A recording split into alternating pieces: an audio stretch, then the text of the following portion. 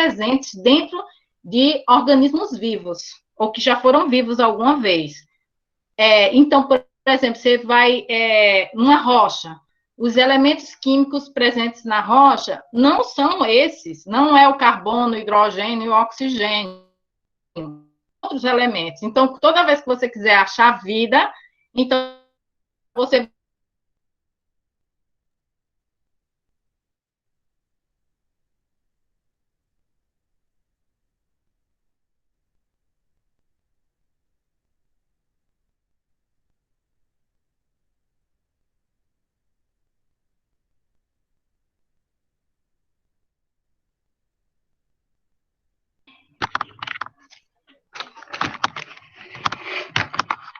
Foi só o meu que travou aqui ou foi todo mundo?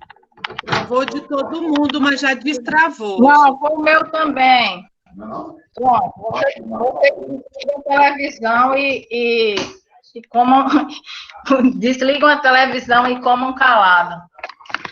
Não deu, não. A conexão caiu 5 vezes. Estou aqui. Desliga a televisão e aqui. Vou para a sala com todo mundo almoçando e a televisão ligada. Isso, mas pede o pessoal para participar da tua aula. Pronto. Então, o carbono está no nosso corpo, na nossa biomassa, nas florestas, nos micro-organismos, nos animais, nos vegetais, na biomassa como um todo. Quando é que nós obtemos carbono? Quando nós respiramos? Não. Quando nós comemos, nós obtemos carbono. Então, está todo mundo aqui se alimentando, ó. Olha, todo mundo almoçando. Saudade, meu Deus. Então, eles estão obtendo carbono na sua alimentação, certo? Através de quê? Através dos vegetais e através dos animais. Mas quem inicialmente obteve esse carbono foram as plantas. Então, as plantas pegam o gás carbônico atmosférico e conseguem juntar um carbono com o outro para formar as moléculas orgânicas e assim constituir a sua biomassa. Aí, ela constituiu a sua biomassa, vai lá, o gado come essa planta e usa esse carbono para constituir a biomassa dele. E a gente vai lá, mata o gado, come o gado, constitui a nossa biomassa com aquele carbono que inicialmente foram as plantas que obtiveram. Quando a gente morre, os animais, as plantas, os gados, tudo morre, esse carbono vai ser liberado para a atmosfera, através dos seres decompositores, certo? Então, o carbono vai ciclando num ambiente. Aí é parte do ciclo biogeoquímico, né? E o que está acontecendo atualmente? Está acontecendo que tem muito carbono na atmosfera. Esse carbono foi parar lá como? Ele foi parar porque ele já existia, fazia parte dessa composição da atmosfera. É graças a esse carbono que a Terra é um planeta razoavelmente quente e com essa temperatura constante. Então, nós temos a Terra, o planeta Terra, com essa temperatura constante que permitiu a vida. É um dos fatores que permitiu a vida, né? Ter essa constância de temperatura. Então, não há muitas diferenças entre o dia e a noite, por exemplo. Bem, aí nós temos o carbono agora como um vilão. Por quê? Porque foi verificado um aumento na concentração do gás carbônico na atmosfera, né? E como foi que eles descobriram que antigamente, há mais de 100 anos atrás, não era essa quantidade de carbono? Como foi que eles descobriram isso? Através da análise do gelo da Antártica, por exemplo. Então, eles perfuram aquele gelo, como se fosse tirar uma amostra de solo, sendo que era uma espécie de um tubo de PVC, mas não é PVC. Então, eles injetam lá dentro, eles colocam aquele tubo de aço, perfurando o gelo e traz de lá das profundidades esta amostra de gelo. Nessa amostra de gelo, tem uns espaços vazios, né, entre como se fossem bolhas de ar dentro do gelo. Às vezes você vê o gelo se formando na geladeira, ele fica meio assim, às vezes ele não fica muito translúcido, né? Ele fica meio opaco, porque ele tem muito ar dentro dele. Então, ele pegou e estudou, então, aquele ar que está dentro das bolhas de gelo e verificou, então, que a concentração de gás carbônico naquela era, ela tinha uma quantidade X de gás carbônico e hoje a concentração é outra. Bem, e o que faz esse carbono atuar na atmosfera? Essa grande quantidade de gás carbônico está aquecendo a atmosfera, está aquecendo o planeta como um todo. Por quê? Porque eu já expliquei para vocês a questão da radiação, né? Então, você está vendo aqui, ó, tem uma caneta aqui na minha mão, aí você recebe a radiação, lembra da luz? A luz é o quê? É onda e fótons, né? Aí a onda, ela vai batendo aqui no comprimento de onda, bateu aqui nessa superfície, aí ela reflete em outro comprimento de onda. E o gás carbônico, ele então modifica esse comprimento de onda, transformando essa luz que vem do Sol em ondas de calor, certo? Então, o carbono tem essa propriedade de alterar essa onda para outro comprimento de onda, que é o calor. Bem, então, o carbono é muito importante para a atmosfera porque aquece o planeta e, com isso, a vida se torna abundante no planeta. Você pode ver, por exemplo, que as regiões mais quentes do planeta, né, e úmidas, são onde tem a maior biodiversidade. Então, são aquela parte que fica na faixa da linha do Equador. As estufas, elas são construídas para quê? Para reter o calor dentro dela.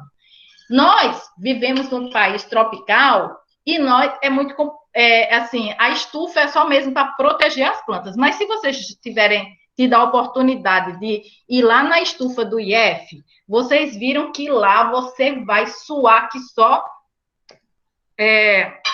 vai suar muito, vai transpirar muito. Por quê? Porque lá a temperatura está muito alta, ela vai reter o calor. Então, a gente chama de efeito estufa essa condição que o calor vai ficar retido como se fosse dentro de uma caixa. E quem está lacrando o planeta é justamente o gás carbônico, né? Bem, aí nós temos os grandes emissores de gás carbônico. Ao longo dos anos, se você continuar ver toda a evolução das sociedades modernas, você tem os registros, né, que os Estados Unidos acumulou muita emissão de gases de efeito estufa como um todo. Se você for ver por ano, né, os gráficos que você não consegue ver aqui, que só eu consigo, quem está hoje é o maior emissor de gás carbônico é a China. Enquanto país, é a China. Mas, quando você vai para a nossa... essa emissão per capita, ou seja, quando oi, Alex? Quantidade de pessoas que tem no lugar. Oi? Se levar em conta a quantidade de pessoas que tem no lugar, os Estados Unidos é o que mais produz. Exatamente. Então, quando você vai pela questão da emissão per capita, ou seja, você pega tudo que aquele país lança de gases de efeito estufa e divide pela população, os Estados Unidos é o grande campeão. E a China está lá na rabeira, porque tem muitos bilhões de pessoas lá, né? Alguns bilhões de pessoas lá. Então, e o Brasil? O Brasil também tem um lado importante, porque... Mas é que a China é pequenininha, né? É pequenininha. O Brasil é grandão, os Estados Unidos também. Não, a China é grande também, é um dos maiores países que tem. Ah, é? Em área? É, em área. É grande, pequeno é o Acho que Japão. o Brasil, Pequeno é o Japão, né? A China é grande. Ah, é mesmo. Eu me confundi, que é tudo do olhinho puxado. Muito bem. Aí nós temos aqui os gases de efeito estufa, que eu falei em algum momento para vocês. Bem, quem são esses gases de efeito estufa? São aqueles gases que são capazes de ter a mesma propriedade do gás carbônico, que é o quê? É alterar esse comprimento de onda para gerar calor. Aí nós temos o gás metano, que é aquele emitido pela flatulência, quando a gente vai soltar um pum, por exemplo, ou quando vai arrotar, é gás metano. Há o óxido nitroso, que é um gás presente muito na agricultura, e na agricultura que principalmente alagada, né? E outros gases chamados hidrofluorocarbonos, que eles têm cadeias de carbono com mais de 125 carbonos, 130 carbonos. O perfluorocarbono, que ele também tem cadeias de carbono muito longas, de 300 carbonos. Então, tem vários gases. Os principais são esses. É o CO2, o metano e o óxido nitroso. Sempre a gente fala muito de um gás carbônico, por quê? Porque ele é que é liberado em maior quantidade. Mas, cada um desses gases, eles têm um peso diferente. Como assim? Ele é comparado com o gás carbônico enquanto o seu efeito de aquecer o ar, né? O ar. Então, por exemplo, se você compara o gás metano com o gás carbônico, você vai ver que o metano, ele é 21 vezes mais potente do que o gás carbônico, certo? É 21 vezes. Então, para cada gás carbônico, para cada gás metano, eu teria o mesmo para aquecer, eu precisaria de 21 moléculas de gás carbônico. O óxido nitroso, que é muito emitido pela questão da agricultura, eu preciso de um óxido nitroso, que seria o equivalente a 310 gás carbônicos, tá certo? E os outros também, eles são muito mais, tem um efeito de aquecer muito maior do que o gás carbônico. Então, o gás carbônico é o que tem menos possibilidade de aquecer. Mas, como ele está em grande quantidade na atmosfera, a gente sempre tem ele como parâmetro. Bem, como é a situação no Brasil em relação ao lançamento de gases de efeito estufa? A gente pode separar os gases de efeito estufa, que é o gás carbônico, o óxido nitroso e o metano, e os outros, o perfluorocarbono e o hidrofluorocarbono, em grupos, que seria o quê? A energia. O que seria essa energia? A produção de energia, por exemplo. A nossa produção de energia no Brasil é hidrelétrica, que é considerada uma energia limpa, não é isso? Então, ela libera pouco gás carbônico. Ela libera gás carbônico, sim. Por quê? Porque quando eu vou formar um lago para gerar, fazer as turbinas rodarem pela força gravitacional dessa água, quando eu tenho, então, esse lago ele vai ser submerso, né?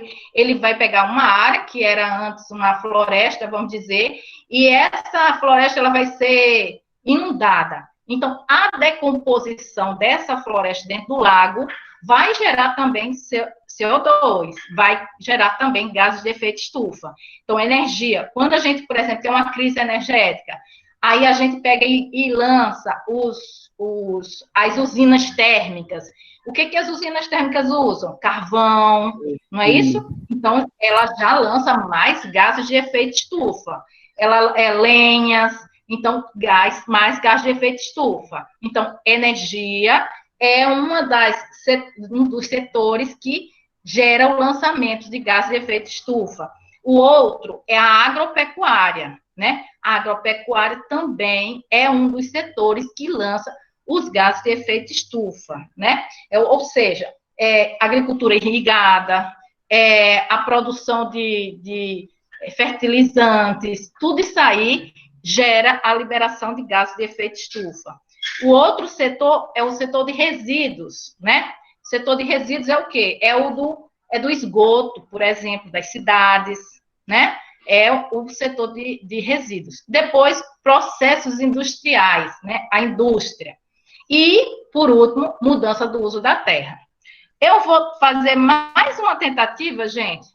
Eu vou fazer mais uma tentativa de compartilhar aqui a aula que eu estou aqui com vocês. Só um minutinho. Enquanto isso, eu vou falando. Então, nós temos mudança de uso da terra, quer dizer o quê?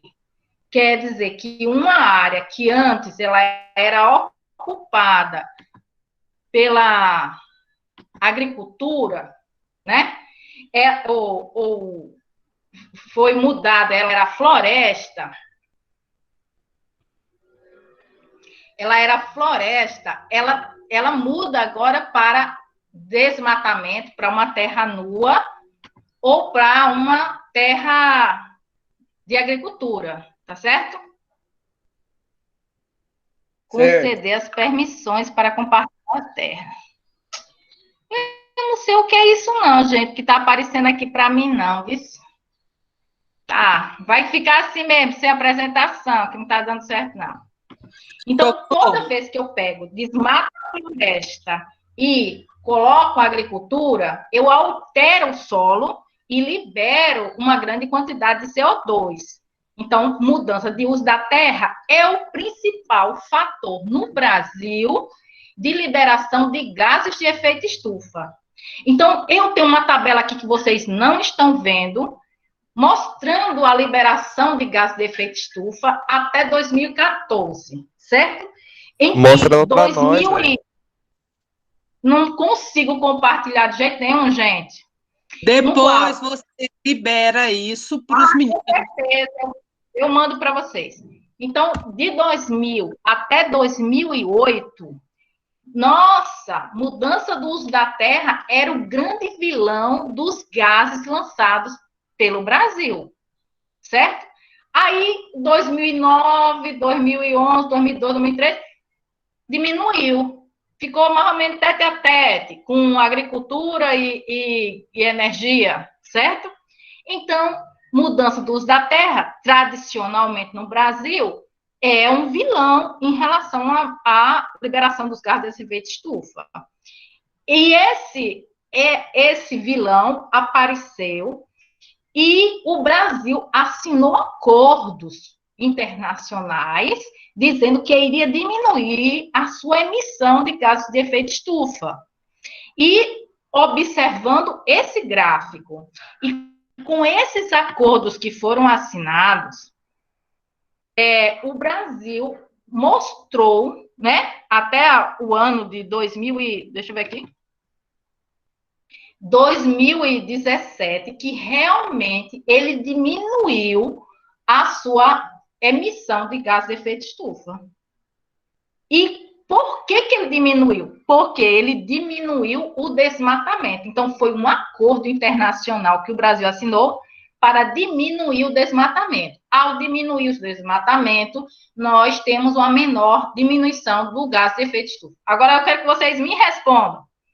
Esses dados que eu estou dizendo para vocês de 2017. O que foi que aconteceu em 2019 e 2020? Queimada, fogo. Pode falar. Um fogo com gosto de gás, né, não, gente? Foi fogo pra caramba. Foi fogo na Amazônia, foi fogo no Pantanal. Todo ano a gente está escutando a mesma coisa. Seca está muito grande. Então, o que você acha que vai acontecer com esses gases que estavam dentro daquela floresta e que tocou fogo? Tudo para a atmosfera. Vai para a atmosfera. Vai ter mais calor. Falando as meninas, eu quero ouvir as meninas agora, eu quero ouvir as meninas falando. Então, vai tudo para a atmosfera. Então, aquele carbono que estava lá no corpo daquela árvore, ao cortar a árvore, ao queimar a árvore, ao deixar que os seres, os decompositores se alimentem daquela madeira, ele libera o gás para a atmosfera. E assim a gente aumenta a quantidade de gás de efeito estufa. Então, provavelmente essa tabela vai estar monstruosa quando esses dados chegarem, né? E dizendo que o Brasil não cumpriu o seu acordo com relação à liberação de gases de efeito estufa. O Brasil negou o acordo, assinou e não tem um ódio de gente assim, sabe? Que fala uma coisa e não cumpre. Pronto, assinou o acordo e não cumpriu.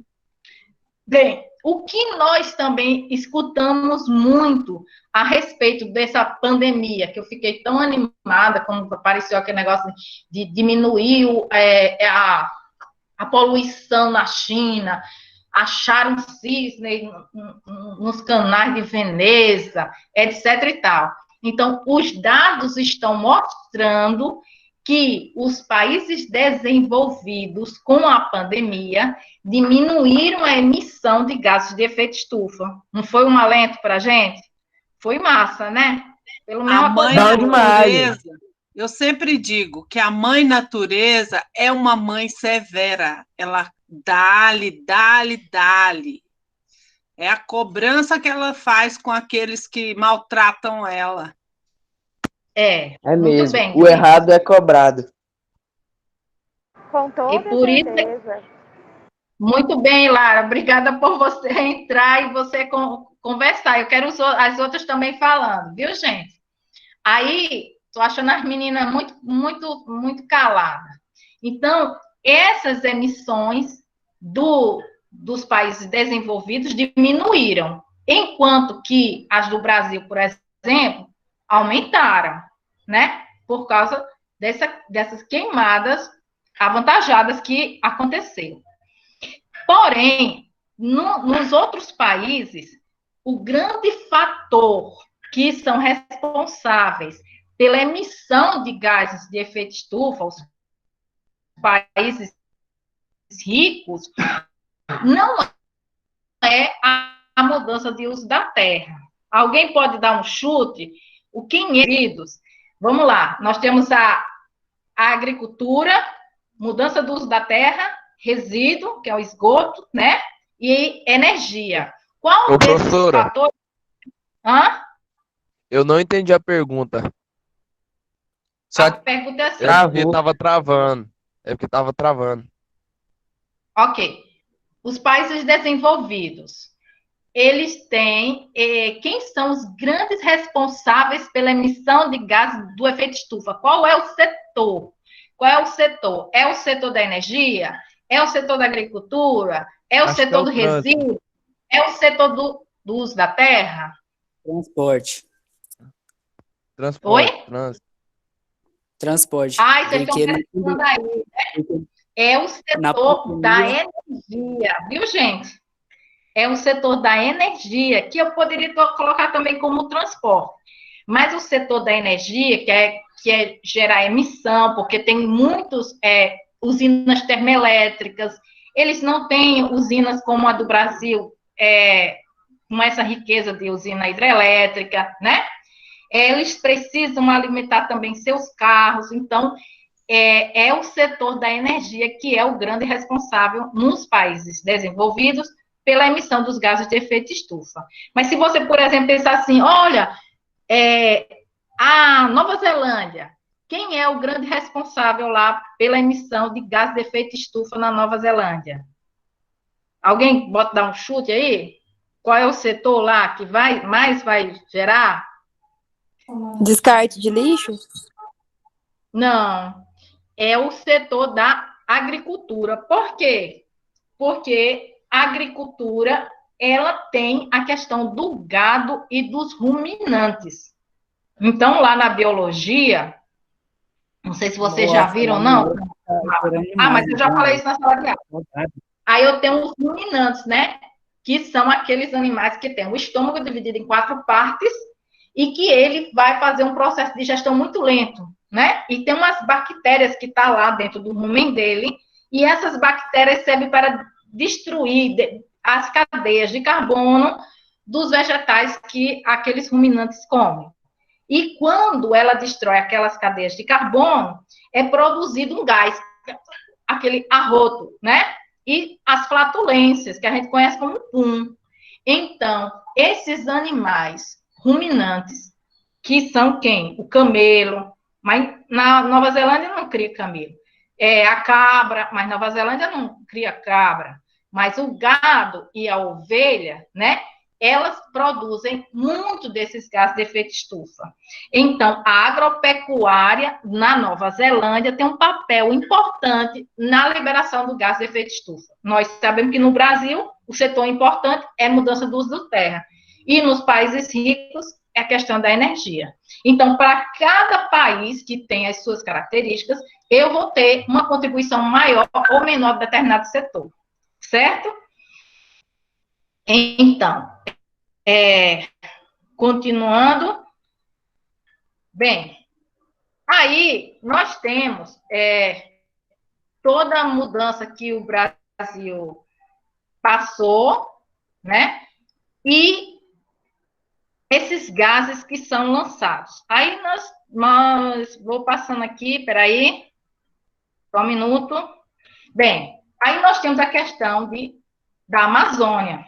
A Amazônia, eu mandei trabalho para vocês, né? Sobre o ciclo da água.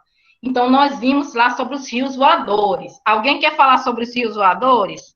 Eu vou chamar uma pessoa. Gabriela, por favor, fale sobre os rios voadores.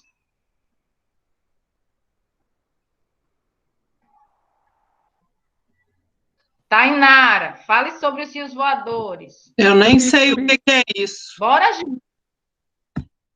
Explica aí para a Gleice e para a Verônica aí o que são rios voadores. Pode falar? Pode, André, fale. Os rios voadores, ele é uma espécie de sistema que está relacionado diretamente com a floresta amazônica, onde existem quase que literalmente rios, só que no ar, que são formados por nuvens, que essas nuvens são formadas pela floresta amazônica. Onde a floresta amazônica ela produz essas nuvens com a umidade da própria floresta e distribui ela pelo resto do Brasil todo. Então, o Brasil todo não. Brasil, ajeita aí. É só no Brasil que tem isso, por isso que eles ficam de olho, né? Essa riqueza. Na verdade, ele distribui para boa parte da América Latina. E outras regiões também, que eu não estou lembrando direitinho, mas é para quase o mundo todo. Mas a riqueza é nossa, muito né? Bem. Então, olha só. Vai, quem mais quer falar? Alguém mais quer falar? Lara, Milton, vou ver aqui a lista, peraí. Vou vendo aqui a lista. Gente, cadê as mulheres? Eles ficam em torno da Cordilheira dos Andes, basicamente por causa da umidade. No Brasil também por causa da umidade do país. Eu não respondi antes porque eu estava com a internet. Muito bem, mais alguém quer falar? Emily, quer falar, Emily? Ana Laura? Não? A Karen que falou. Eu peço. A Karen falou. Não, foi eu que estou falando. Gabriela falou. A Gabriela. Então, gente, nós temos a floresta, viu, Gleice, Verônica, os meninos, demais meninos que estão aí. A floresta amazônica, ela é irrigada pelo oceano. Então, a água que cai sobre a floresta, sobre uma parte da floresta, principalmente aquela parte que está mais no litoral, ela é trazida, a água vem das nuvens do oceano, porque a maior parte da evaporação da água vem dos oceanos. Então ela vem, essa água do oceano, e joga na floresta. Aí é muita água. E o que acontece com essa água? Essa água evapora, processo chamado de evapotranspiração. Evapora porque é evaporação da água e a transpiração, que é a transpiração dos corpos, sejam os nossos corpos, sejam os corpos das plantas. Então, a evapotranspiração daquele ambiente vai pegar e levar uma grande quantidade de umidade para a atmosfera. Então, ele tem grande umidade. Isso é suficiente para formar nuvem, Gleice? Fala, não, Gleice, não é. Não é só de umidade que uma nuvem é formada. Ela é formada também pelos núcleos de condensação de nuvens, que são como se fossem pequenas partículas. Aí, quando tem essas partículas pequenas, é que o vapor de água consegue se aderir nessa partícula. E assim eu vou formando as nuvens. Então, eu preciso da partícula e eu preciso do vapor de água para formar as nuvens, certo? Então, essas nuvens elas vão ser formadas e elas caem de novo na floresta, na forma de chuva. E aí continua, vai e volta, vai e volta, vai e volta. Depois vai formando a floresta, já se construiu evolutivamente, uma floresta gigante, que ela abrange uns 8 países, né? Essa floresta, então, ela se autossustenta com a própria chuva que ela gera, e ela também libera essa umidade para outras regiões com mais de 1.000 quilômetros de distância. Essa nuvem é carregada para outras regiões localizadas no centro-oeste, sudeste e o sul da América do Sul. Diga, Gleice. Então, eu estou certa, né? Abraçando árvores e plantando árvores. É a nossa salvação. Sempre está certa, Gleice. Então, essas nuvens, elas vão ser carregadas para a América do Sul, elas vão cair e vão o quê? Vão alimentar as grandes fazendas, o agronegócio do Mato Grosso do Sul, de São Paulo, é tudo irrigado pela floresta amazônica. Diga, então, esses grandes fazendeiros do Pantanal que foram castigados agora, porque descobriram que o fogo saiu lá da roça deles, da fazenda deles, eles são muito burros e idiotas, porque senão... A gente está tentando formar uma nova geração de pessoas inteligentes, que usem a ciência, porque isso é ciência, isso não é achismo, tá certo? Isso é ciência, para trazer lucros sustentáveis ao longo das gerações e não matar a galinha dos ovos de ouro, né? Então, quando ele destrói a floresta, você está impedindo esse rio voador, que é 3 vezes maior do que o rio Amazonas, viu, Gleice? Você está impedindo que esses rios voadores, eles vão irrigar a grande safra agrícola do Brasil, 70% da economia da região, certo? Bora divulgar esses rios, que eu não sabia que isso existia, ué. É isso que eu faço toda vez, divulgar os rios voadores, vamos divulgar eles. Por exemplo, esses rios é quem irriga as bacias do Rio Prata, do Rio Paraguai, e essas bacias é quem gera a energia de Itaipu. Então, Itaipu, uma grande produtora de energia do Brasil, depende também dos rios voadores. Então, sem energia, sem agricultura, esse país vai para o buraco. E isso depende do meio ambiente. Nós somos dependentes desse meio ambiente.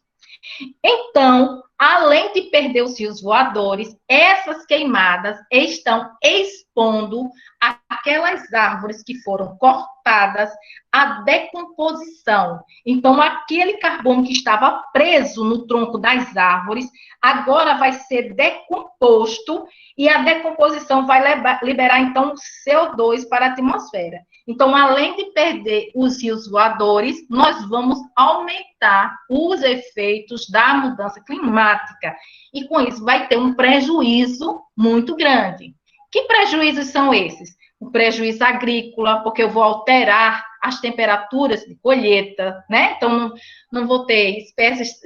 Vai precisar de migração, então, espécies de café, que precisa de um clima frio, precisa de altitude, etc. e tal... Daqui a pouco, o Brasil não consegue mais produzir café, porque não vai ter mais área com aquelas condições climáticas propícias para o café. Então, eu tenho o café, eu vou ter uma diminuição, o trigo vai desaparecer, né? Todas aquelas culturas que dependam de uma temperatura mais amena, vai desaparecer do Brasil. E aí então vai vir a temperatura quente até certo ponto, porque a temperatura alta, ela pode matar as plantações. A planta pode não ser capaz de produzir, mesmo que ela seja resistente, ela pode não ser capaz de dar a produtividade agrícola que a pessoa queira. Diga, Gleice. Eu achei muito importante. Pena que parece que já está acabando o tempo. Eu aprendi muita coisa. Aprendi mesmo, muita coisa. Acho que é por isso que o meu professor vivia me chamando de glua, porque eu vivia só no mundo da lua nessa aula. Tá certo. Então, vamos liberar esse gás carbônico para a atmosfera. E aí, quando eu libero esse gás carbônico, eu tenho o quê? As mudanças climáticas que vai fazer o quê? Os eventos extremos, grandes secas e grandes alagamentos, temperaturas extremamente frias, no outro ano tem temperaturas extremamente quentes, é tudo os extremos, cada vez mais nós vamos partir para os extremos. Então, isso não é condição equilibrada para você cultivar, para você ter plantios de espécie, não é? Você precisa ter uma certa estabilidade para você plantar o arroz, o feijão. Ele não pode ter essa oscilação grande de temperatura muito alta, temperatura muito baixa, seca, frequente, depois é chuva demais, não sei o quê. Não, isso também vai destruir. Mas nós vamos também sofrer com a questão de alagamento de cidades, com perdas de vidas, né, com destruição de barragens, de coisas que geram dinheiro. Diga, Alex.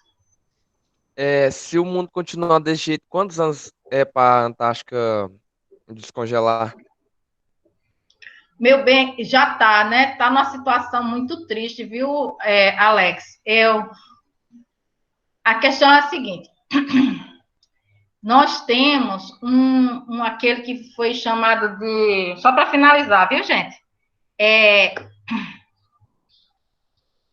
O Protocolo de Quioto, não é? Que foi um acordo que os países assinaram para que as emissões de gás de efeito estufa baixassem ao nível de 1995. Qual foi o resultado disso? Nenhum. Ninguém conseguiu baixar isso.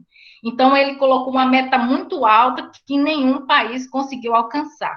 Aí, eles estão fazendo um outro acordo, que é chamado de Acordo de Paris, que é tentando com que a temperatura não alcance mais de 2 graus, não aumente mais de 2 graus. Aumentar 2 graus a mais na temperatura do planeta significa praticamente, Alex, a destruição do planeta, certo? Você imagina assim, por exemplo, essa questão assim, 20% do Pantanal queimando. O ano que vem, pode ser que seja um inverno muito bom, porque uma chuva muito boa, porque os eventos extremos estão acontecendo, né? Então, pode ser que tenha muita chuva o ano que vem, mas em breve vai ter outro período muito quente, com muita seca. Então, esses eventos cada vez mais vai enfraquecendo. E você vê, por exemplo, a questão da Amazônia, ela tem um limite que ela aguenta, ela se autorregula, ela produz a sua própria chuva, ela produz a chuva que sustenta a agricultura do sul do país. Mas se ela for desmatada nessa velocidade, ela vai chegar num processo que ela não consegue mais gerar a própria chuva, e ela vai entrar dentro de um processo de savanização. Então, a Amazônia vai se transformar como se fosse uma savana, um cerrado. E o cerrado, o que é que vai acontecer com um cerrado? Ele vai aridificar, ele vai ficar um ecossistema semelhante ao da Caatinga. Gleice disse o quê? Você sai de um pouco, abre um lugar, plantar uma árvore, cuide dela. Eu também vou invadir esses terrenos aqui que eu estou vendo aqui, tudo vazio. Eu vou comprar 50 árvores. Vamos cuidar do cerrado, que essa profecia aí ela não vai se realizar, não, mas a gente tem que plantar pelo menos uma árvore. Eu já plantei mais de 20, mas eu planto mais pela minha neta, pelos meus filhos, pelo futuro desse cerradão. O cerrado é muito importante, é o segundo bioma mais importante do mundo. Muito bem, Gleice. Diga, André. Só uma indagação que um negócio que eu estou pensando. E se, na verdade, tudo que está acontecendo é uma forma de mecanismo de defesa da própria natureza? Exemplo, o ser humano, muitas vezes a gente coloca o ser humano como algo à parte da natureza, mas na verdade a gente faz parte da natureza, porque foi a natureza que fez a gente, né?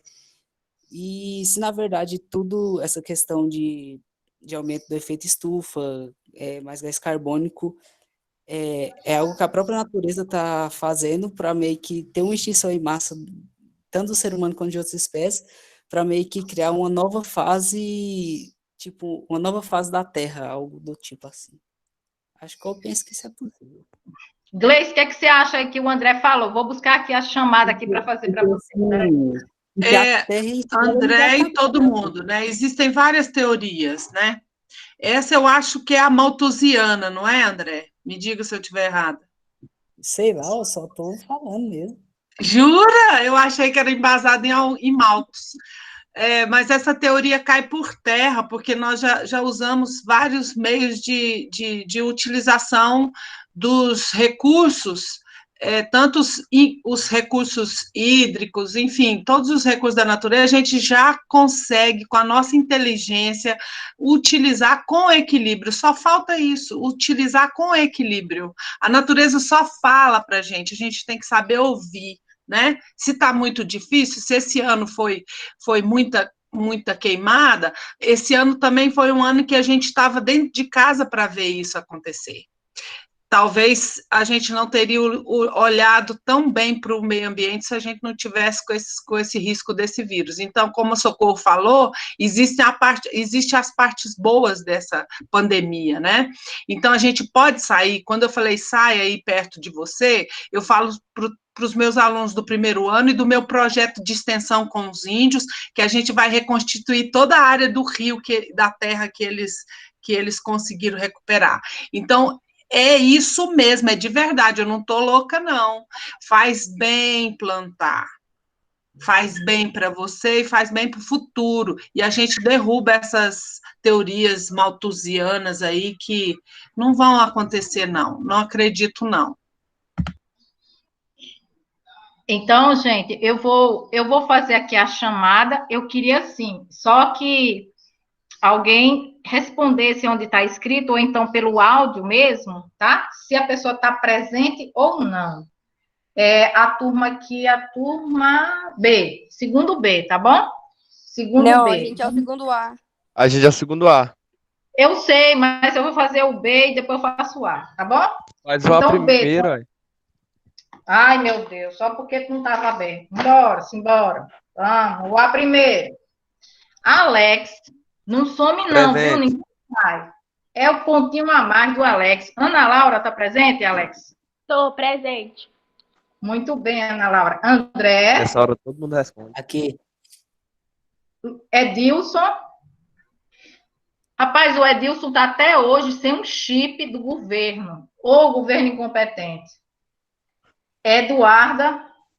Presente. Olha, você está gravando, viu? Não esquece. Tá. Eduarda pode ser demitida. Né? Presente. Gabriela? Presente. Eita, menino, veio todo mundo. Gabriela Deodoro? Não veio, né? Yuri? Professora? Desculpa, pulei Gabriele. Ô, professora? Oi. A Gabriela tá aqui na chamada, ela só não tá respondendo. Então, vou esperar que ela responda lá no final. Gabriela Carvalho, ela tá aí, eu tô vendo a cara dela, ela já falou também. Tô aqui. Okay, não, Gabriela. Então, a outra, a Gabriela Deodoro. Gabriele, tá aí? Gabriela Deodoro, eu tô aqui. Deodoro tá aí. Gabriele. Tá não. Tá não, né? Yuri. Tá não. Jefferson. Tá aí, né? João Tá, ele só não Paulo tá respondendo. Tá. Presente. Pode responder por ele, viu, Alex? João Paulo Barcelos. Presente. Tá aí? Presente. Joyce. Presente. Muito bem. Karen. Tá aí. Presente. Karine. Tá não. Carita. Presente, estou aqui. Ana, Lara Michele. Olha, ela tava Tá aqui mais não. cedo. Laura Dior. Tá? Laura Dior, também viu, Laura Dior, mas vou botar como faltou. Qualquer coisa ela volta e ela entra aí me diz. Leonardo Bispo. Presente. Maria Eduarda Aleixo. Tá aí? Ah, não. Matheus Rodrigues. Presente. Matheus Rodrigues Alves. Você é o Alves? Sim. Eu sou. É o Alves. Matheus Rodrigues Ribeiro. Não tá, não. Matheus Souza. Presente. Michele. Presença. Natália. A Natália tá aqui, Natália professora. Ela só não tá mandou respondendo, mensagem, né? professora. Ela pôde falar. Nathalie. Não. Natan. Não. Cindy. Cindy desistiu, foi, gente. Foi. Tânica. Presente. Juliane. Vitor Gabriel. Presente! Muito bem. Só fiquem aí, viu, gente? Que ainda tem um finalzinho aqui para eu falar com vocês. Agora outra turma. Andriele. Oi. Eu não posso ir, não. Eu tô atrasado pro serviço. Vá, Vitor. Vá pro Então, serviço. tchau. Tchau. Andriele. Da outra turma. Ana Carolina, tá aí? Ana Cláudia Moraes, tá aí? Tá, não. Ana Clara Vitória. Professor, eu acho que não tem ninguém da outra turma, só tá o segundo lá. Eu avisei, gente, para as duas turmas. Gente, eu tô aqui. Só a Emily que tá da outra turma. Só tem a Emily. Só mesmo? Professora, a Raquel me mandou mensagem e falou que ela saiu porque ela estava passando mal. Ana Raquel? A Emily também pode depois falar que está liberado esse vídeo em algum lugar para os meninos. Tá. Já foi colocado Raquel tava no mais grupo cedo mesmo. que ia tá gravado. Tá bom. Olha, então, ninguém da outra turma veio? Só a Emily? Só eu, professora. A Raquel. Socorro. Fique feliz com quem veio. Fica feliz com quem veio. Estou muito feliz com a presença de todos vocês. Muito obrigada por ter vindo. Espero que tenha sido bastante produtivo, tá certo? E Tamo aí, junto, é eu nóis. vou colocar as tarefas para vocês. Prometo que não vou bombardear vocês de questões. Vou fazer trabalho em dupla, valendo 10, tá bom? Com um prazo bem longo para vocês. Ô, professora, é só o prazo. Aumenta o prazo. Eu Não, vou aumentar. professora, não faça trabalho em dupla, não. o prazo até o final. Vai ser todo módulo agora passando trabalho em dupla? Não, dupla não. Dupla sim. Dupla não. Calma, gente. Vocês podem fazer sozinhos também, se vocês quiserem. Não obrigo ninguém a nada, não. Tá bom? Se quiser fazer sozinho, certinho, se vocês quiserem fazer em dupla, vocês fazem em dupla, tá bom?